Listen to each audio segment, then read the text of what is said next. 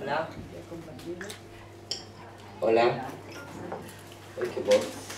¿De dónde salió este?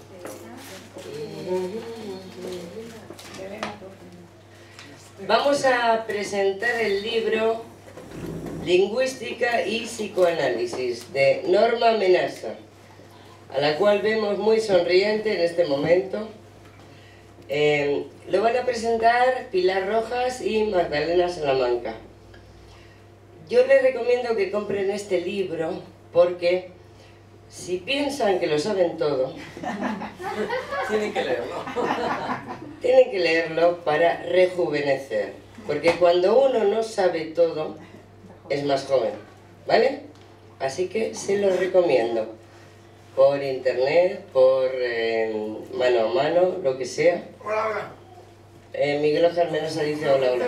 De rejuvenecimiento, dijo. Sí, rejuvenecer, sí, Ayer escuché un programa de televisión de 1 hora de duración, sí. un científico, Ah, que estaba pasado de roja el tipo, ¿no? Está investigando cómo alargar la vida. Bueno, él dice que en este momento, tal cual estamos, sin que nos toque nadie, podemos vivir 120 años. Sin que nos toque nadie. Sí, sí, nada, pero sí. el problema es Nadie me ¡qué aburrimiento! En cuanto alguien te toca para saludarte o algo, ya te... No, pero el tipo dice... Bueno, a ver. Bueno, él después termina diciendo que se puede ser inmortal, está loco, ¿no? Pero dice que se está gastando, la mayor cantidad de dinero que se está gastando en este momento es en el rejuvenecimiento y en poder vivir 125, 120 años. Entonces, yo recordé, el tipo decía, la muerte de la muerte. Bueno, yo recordé, no para vanagloriarme, sino para decir que la poesía anticipa la realidad, un poema mío que termina la alegría en plena libertad, la muerte de la muerte. Y el tipo decía la muerte a cada rato. Pero esto no es lo cómico es que hace 42 años escribimos un artículo con Emilio González sobre cómo vivir 200 años y dábamos ejemplos concretos de localidades que la gente vivía 135 años. Bueno. Nada, no es para vanagloriarme, es para decir que estoy adelantado unos 40 años al mundo actual y que por eso no me llevo bien con las personas.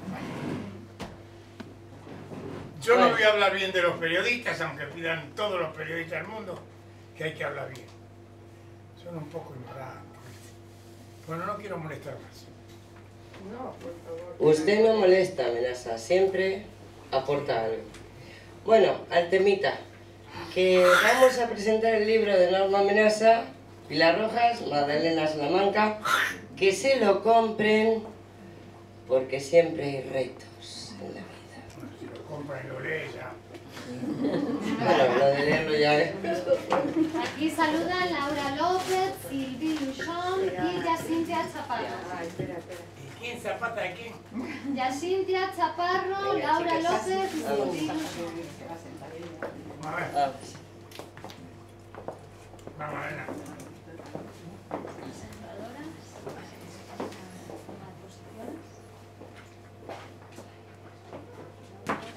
Hola, buenas tardes. Yo me voy a sentar en el medio y va a estar a la derecha y a la izquierda. más alto, Todavía no hay micrófono. por eso, más alto. A la izquierda y a la derecha. Bueno, buenas tardes. No, Agradezco muchísimo a la editorial Grupo Cero la posibilidad de haber publicado este libro que fue escrito en Buenos Aires y hace como más de 5 años. Frente a la duda, no dejar de remar. La duda era si lo publicaba o no lo publicaba. Bueno, lo publiqué. Entonces, muchas gracias a todos los que me hicieron de soporte para que Pero hay algo esta cosa. narcisista en publicar escritos hace 15 años. Hay algo narcisista. Publico hace 15 años y me doy cuenta que ya soy más inteligente. Sí, bueno, relativamente esta vez me pasó. porque sufrí un extrañamiento frente a lo que escribí. Entonces yo dije, pero hace 5 años decía estas cosas, ¿no? Después me fui de viaje. Bueno, pero aquí estoy. Retomemos, como decíamos ayer. ¿Cómo decía? ¿Calderón era? No. ¿Quién era? Fray Luis de León. Luis de León. Fray Luis de León. ¿Qué decía? Decíamos ayer. Como decíamos ayer. Bueno, buenas tardes. Doy paso primero que Oti, Magdalena Salamanca.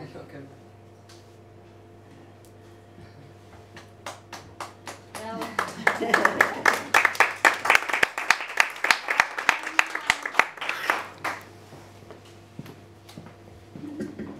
Bueno, buenas tardes a todos.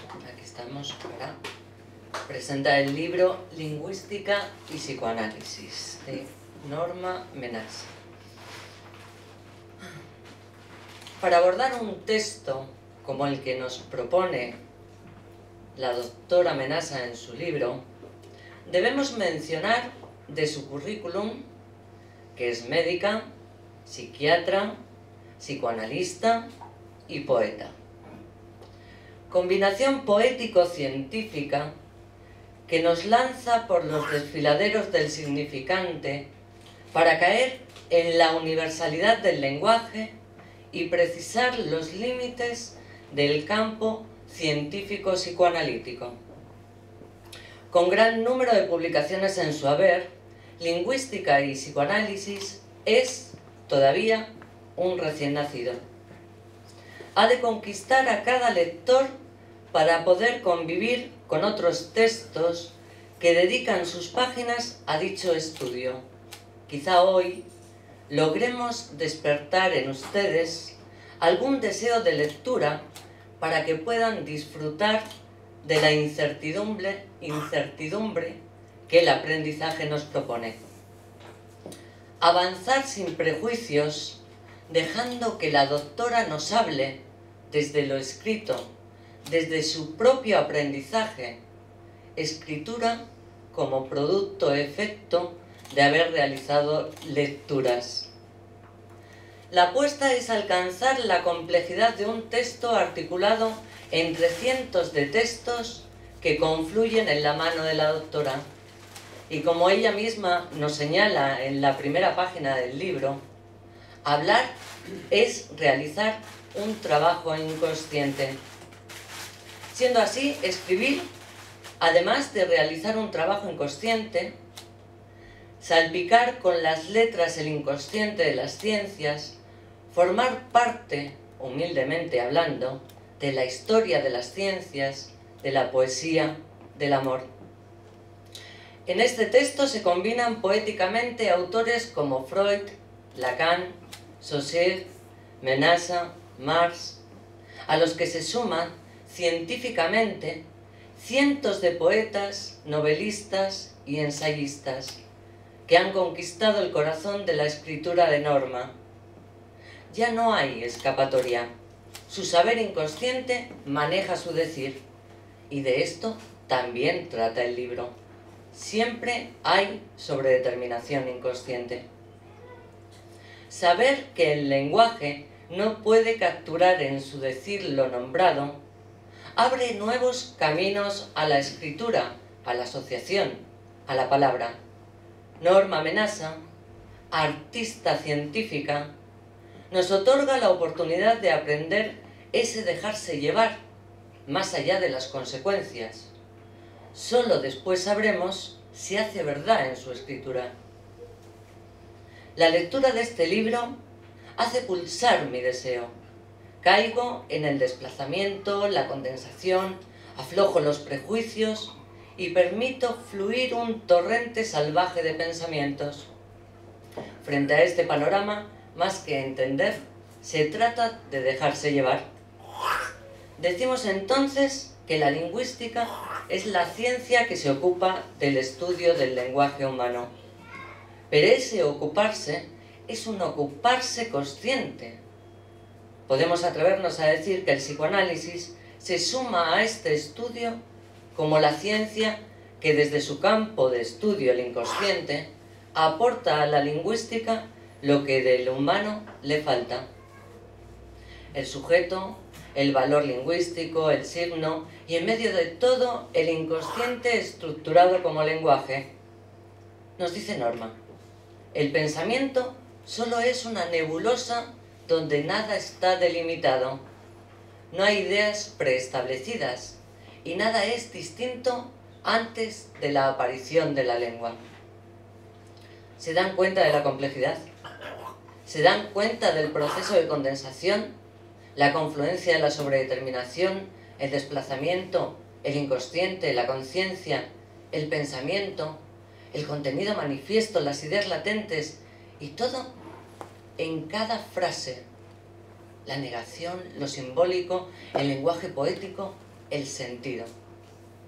Un sumidero de conceptos y nociones desagua naturalmente en este libro, donde solo los que se atrevan podrán zambullirse y gozar de toda, o al menos de gran parte, de la trayectoria científica y poética de la doctora Norma Menasa. Ella se juega para nosotros, escribe. Ahora será decisión de cada uno jugar con ella, aprender a conversar tranquilamente. Eso enseña el amor. Muchas gracias, Norma.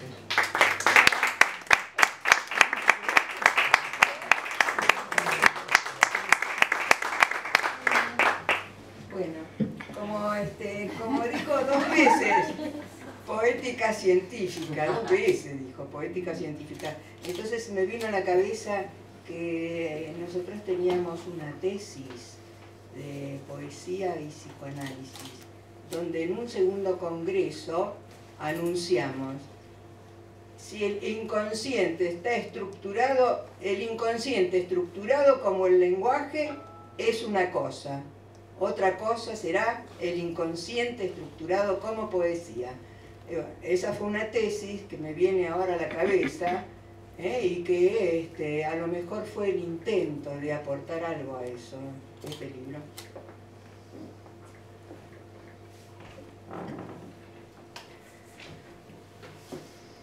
Buenas tardes. Ahora, Presentación cuando uno de... dice se me viene la cabeza, quiere decir que no estaba en la cabeza. Se venía de afuera el pensamiento. Se me vino a la cabeza, que como recordé, ¿no? Pero nada, preguntaba si el se me vino a la cabeza era una cosa exterior o interior. Por favor, doctora. Presentación del libro Lingüística y psicoanálisis de Norma Menasa. Lingüística y psicoanálisis porque no se trata de comparar, sino de desplegar y en ese despliegue ir construyendo las diferencias. Es en y por el lenguaje como el hombre se constituye como sujeto.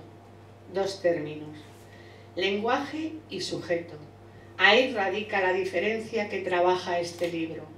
Una ciencia, la lingüística, cuyo objeto de estudio es la lengua. Otra, el psicoanálisis, la ciencia del lenguaje habitado por el sujeto. Porque si bien sujeto y lenguaje se distinguen, no hay lenguaje sin sujeto, ni sujeto fuera del lenguaje. Nacemos animalitos engendrados por un hombre y una mujer en un mundo de hablantes y nos hacemos humanos en el proceso de hacernos sujetos del lenguaje.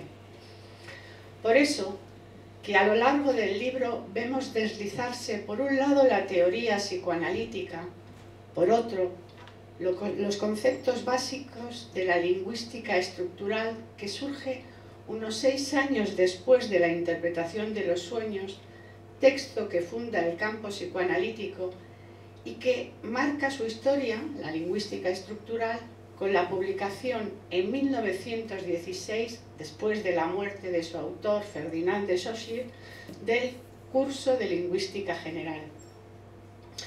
Una anterioridad del psicoanálisis que no es azarosa, sino que posibilita su desarrollo, nos dice Freud.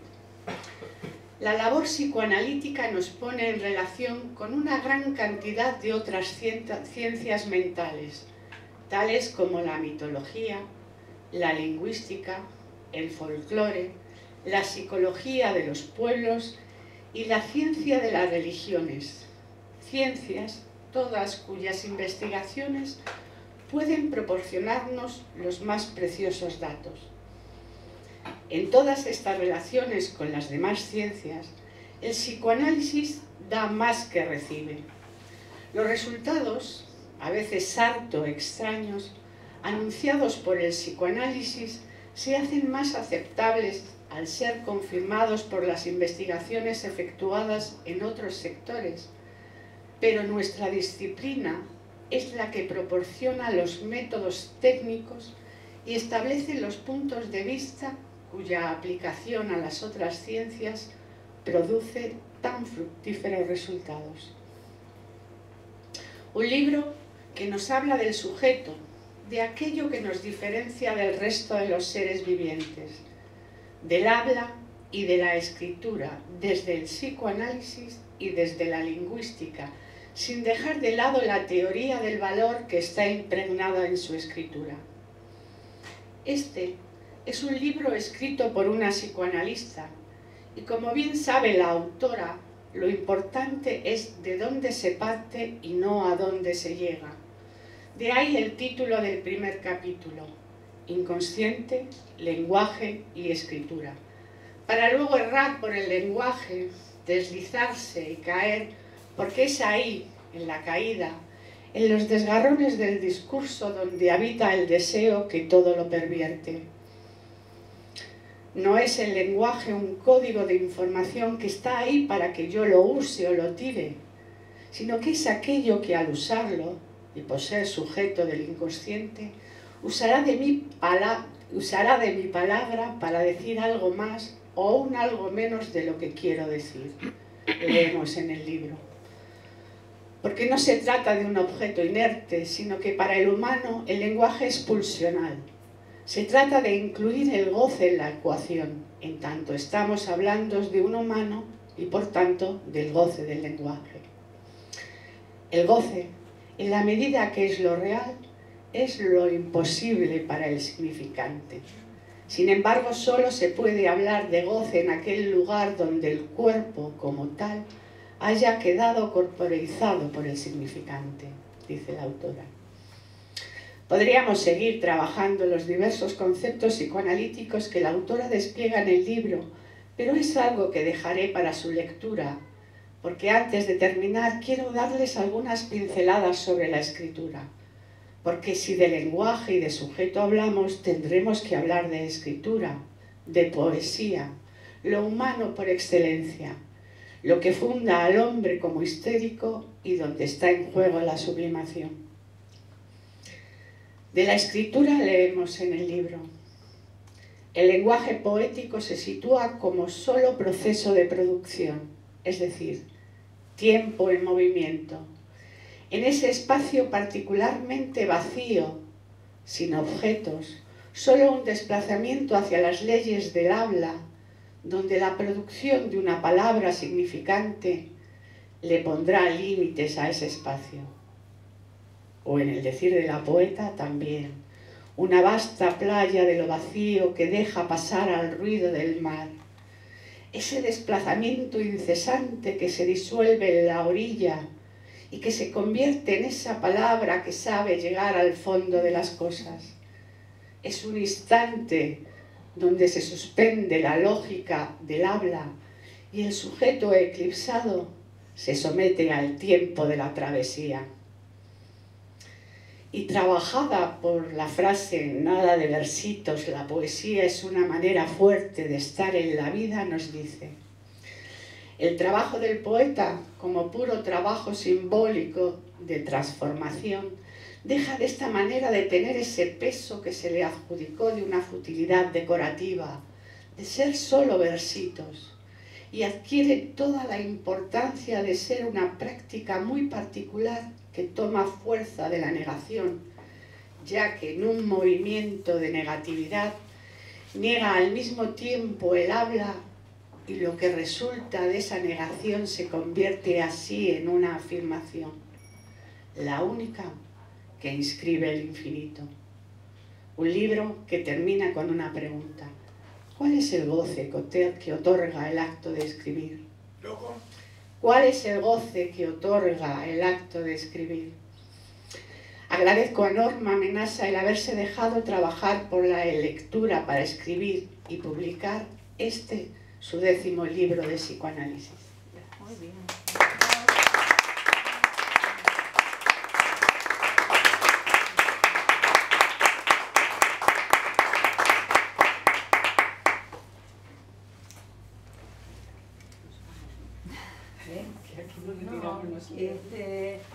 Sí, antes de los chamullitos permitimos que usted...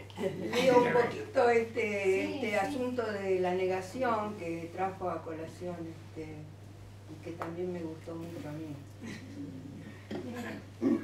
Se banca en una página y media, Sí, pero... sí, Sí. Pero el micrófono, ponértelo más cerca. Ese artículo se llama La negación como tiempo del habla. ¿Eso qué? Perdón. Esto. No, es esto. La representación. Freud lo halló en la base de la constitución del sujeto, allí donde emerge lo inconsciente, la negación. Cuando el sujeto deniega lo que su inconsciente le dice y dice lo contrario a través de la negación, que se expresa como un no, anteponiéndose a la frase en el discurso, estamos frente a una operación que retoma lo reprimido, aquello que debería estar reprimido y que en realidad lo está. Lo niega, pero al mismo tiempo lo contiene, guarda su contenido. Niega y al mismo tiempo suprime y conserva. Este movimiento es constitutivo del juicio. Freud lo enuncia diciendo: la denegación es la Aufhebung de la represión, pero no por ello una aceptación en la conciencia de lo reprimido. Desde el momento que hay negación-aceptación, se constituye el signo y con él el sujeto que habla y juzga. Freud afirma esto cuando dice: a esta manera de comprender la denegación corresponde el que no se descubre en el análisis ningún no a partir del inconsciente y que el reconocimiento del inconsciente del lado del yo se exprese en forma negativa. Por lo tanto, la actividad de la negación está en el origen mismo de la inteligencia, del pensamiento del signo, del habla. Freud le agrega a la lógica aristotélica que rige el universo del logos una zona oscura que denominó inconsciente, zona donde se asienta lo sólido del habla y forja el concepto en base a un modelo operatorio que asume el papel de residuo, donde tienen lugar operaciones que no están en el habla. Estas operaciones son específicas del trabajo humano sobre el significante. No es la zona del signo y del sujeto. En ese otro espacio las leyes del habla son conmovidas, se disuelve el sujeto, y en el lugar del signo se instalan los significantes que se hablan entre ellos, produciendo una mutua disolución de cada uno de ellos que deja de ser en el otro, y se instala de esta manera una operación de negatividad generalizada, que no tiene nada que ver con la negatividad que constituye el juicio, ni con la negación interna al juicio. Es una negatividad que disuelve al sujeto, que es como no sujeto, que viene a asumir ese pensamiento inconsciente. Es decir, que es un pensamiento que ya está pensado por las leyes inconscientes. Entonces, tenemos un territorio del signo, y cuando desaparece el pensamiento del signo es que desaparece el sujeto. Quedan fuera de la dominancia del signo, es decir, fuera de los principios de la razón, algunos fenómenos secundarios o marginales como son el sueño o la poesía. Este espacio vacío en que se mueve el todavía no sujeto es el polo opuesto del espacio lógico dominado por el sujeto hablante, y entonces la práctica poética con sus particularidades se convierte en el lugar en que se unen esos dos polos en un incesante movimiento del uno hacia el otro. Así, el espacio de la poesía que hallamos en la vertiente opuesta a la del lado del sujeto hablante, en los entornos de ese vacío, es el espacio de nuestra cultura donde se operan las uniones entre el pensamiento del signo, o sea, el habla, y ese otro funcionamiento que no necesita de un sujeto lógico para expresarse. Es también en ese espacio otro donde se reconstituye un sujeto para volver a constituirse. Se reconstituye el habla para constituir un texto otro, un discurso lírico dando paso a otro texto, y también se reconstituye el signo para constituirse en la escritura. Es decir, que esa anterioridad que es el lenguaje poético no se sitúa forzosamente en el inconsciente estructurado como lenguaje, ya que es una lateralidad de toda gramática y el sujeto funciona como no sujeto, es decir, que es más acá de todos los procesos fantasmáticos y de cualquier relación de objeto. El lenguaje poético se sitúa como solo proceso de producción, es decir, tiempo en movimiento. En ese espacio particularmente vacío, sin objetos, solo un desplazamiento hacia las leyes del habla, donde la producción de una palabra significante le pondrá límites a ese espacio. El funcionamiento es sincrónico, y una conjunción, una I, lo junta y los coimplica. En la diacronía parlante, una puntuación nos hablará de un significante privilegiado que tuvo el poder de detener el deslizamiento de la cadena y separa una frase de otra frase. Las dos vertientes se interpenetran y el funcionamiento del habla está impregnado del lenguaje poético, tanto como el lenguaje poético está limitado por las leyes del habla. La experiencia poética, una vez más, ha captado ese pasar constante del signo al no signo, del sujeto al no sujeto, y este movimiento captado, ese pasar constante del signo al no signo, del sujeto al no sujeto, ese movimiento mismo es el lenguaje poético. Una vasta playa de lo vacío que deja paso al ruido del mar, ese desplazamiento incesante que se disuelve en la orilla y que se convierte en esa palabra que sabe llegar al fondo de las cosas. Es un instante donde se suspende la lógica del habla y el sujeto eclipsado se somete al tiempo de la travesía. A través de lo que fue yo, un universal se abre más allá de cualquier síntesis. Más bien, una reunión no simétrica juntará este tiempo de creación con el otro hemisferio donde está el logo y sus leyes. Un más allá de la región del signo y del sujeto, la poesía devela una región donde solo prima la categoría de trabajo, trabajo humano sobre el significante. Es un nuevo lugar de la afectación porque las leyes lógicas del habla han sido conmovidas y el sujeto no soportó semejante conmoción y quedó disuelto, mientras que en el otro lugar se establecía un choque de significantes que se anulaban mutuamente. Una operación de negatividad generalizada, una negatividad que anula cualquier pensamiento anterior y que disuelve en ese momento al sujeto y que es como cero que podrá asumir ese pensamiento que se anula. La poesía mostrando la productividad de sentidos antes que el texto sea producido, una alteración del sujeto y el antes, como pensamiento, vuelve a ser pensado y como después queda producido en el poema.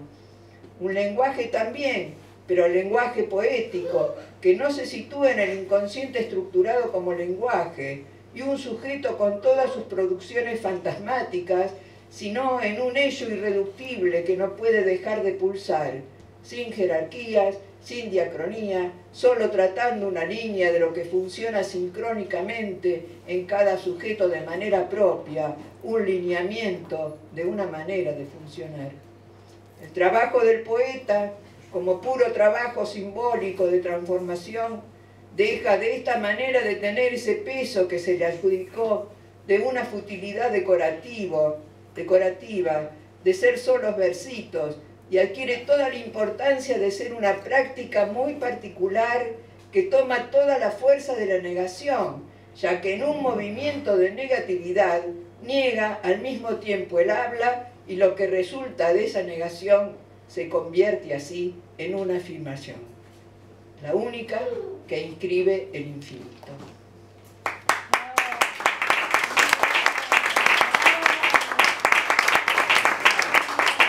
Les dejo a mis sucesores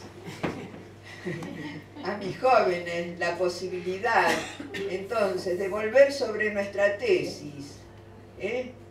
Es decir, poder desarrollar entonces esta cuestión sobre el lenguaje poético. No sé cómo vamos a seguir avanzando, pero es una intención, ¿eh? Vamos, despacio. Ah, Está chupado. No, chupado. no, está chupado. Así no. Si usted lo pide, está chupado. Bueno. Bueno, muchas gracias. Gracias, Norma.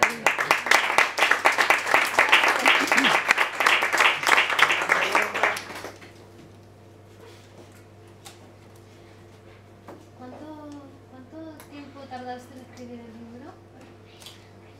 Y me parece que 2 años. Está bien. ¿No lo escribiste en una noche?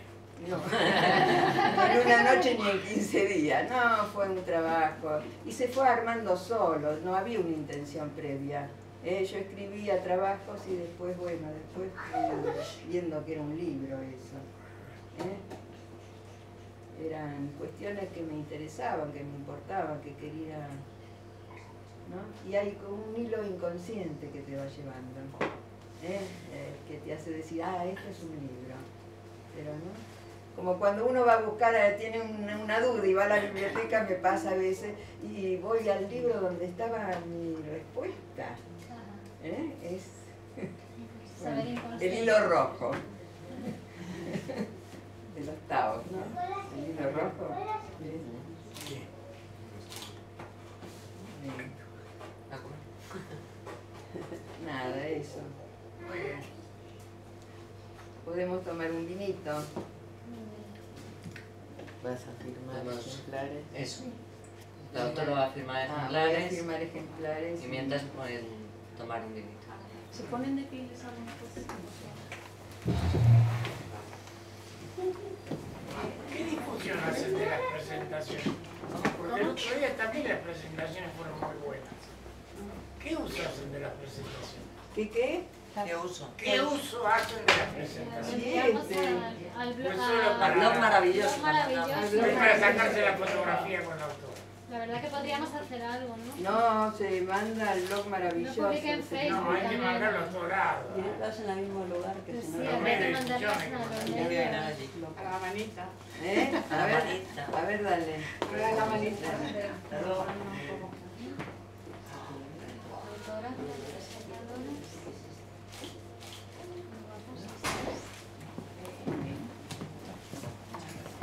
Silvi agradece.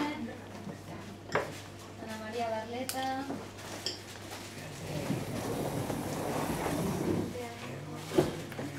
Silvio Chicaiza. Carlos el Inconsciente. Y Carlos,